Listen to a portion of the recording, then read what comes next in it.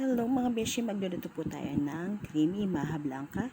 Gagamit po tayo ng 1 kilong asukal. Ayan po, 2 kilong white sugar. Tapos gagamit po tayong 3 evap. Tapos po gagamit po tayo ng whole corn at gagamit, ayan po, bubos na po natin yung ating evap. Yung gagamitin po natin gata mga beshi is 5 kilos at saka po yung ating second gata. Ayan mga beshi, bubos na po natin yung ating pangalawang evap. Ayan. Tapos po mga beshi, susunod naman po natin ulit yung isa pang evap, yung pangatlo nating evap. Para masarap na masarap po yung ating creamy maha blanca mga beshi. Hindi lang tayo babase sa gata, dapat meron po talaga siyang gatas yung evap mga beshi. And then mga beshi, ayan, ibubos na po natin yung ating second gata. Ayan po yung ating second gata. Tapos mga beshi, sasabay po natin ibubuhos yung ating first gata. Ayan po mga beshi ko. And then mga beshi, magbubus na po tayo ng whole corn kasi hindi ko na po napakita sa inyo. Nagseparado na po ako ng liquid natin para sa ating pampalapot, yung lalagyan natin ng cornstarch.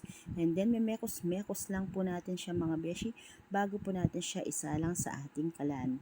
Yung tunaw na yung kanyang asukal.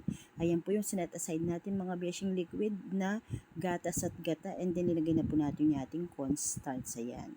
Nagseparado na po tayo. Ganyan po yung technique ko mga beshi. Hindi po ako naglalagay agad ng cornstarch sa ating ninuluto. Kasi po pagka kulong-kulunado ko po siya lalagay para po siguradong pinong-pino. Yun po yung aking technique para mapinong-mapino yung ating maha blanca. Ayan, kung nakita niyo po mga beshi, kanina kumukulo na siya, binus na po natin yung ating sineparadong cornstarch na may liquid na gatas at gata. Ayan po, pinapalapot na po natin siya. Kung nakita nyo po, naboost na po natin siya kanina. Yan po yung technique ng pampalapot. And then mga beshi, ayan po, luto na po yung ating creamy maha blanca. Naka-plating na po at yan, mayroon na po silang mga kanya-kanyang latik mga beshi. Ayan po mga beshi, yung ating masarap na creamy maha blanca. Tignan nyo naman po mga beshi, may tsura pa lang, sulit na yung binabayad mo sa amin. Sa gata pa lang mga beshi, sa latik pa at sa gatas. Ayan mga beshi ko, yung ating masarap na creamy maha blanca mga beshi. Order po yan ni Sir Clarence, ni Ma'am Sue Castro at saka si Ma'am Mara mga beshi.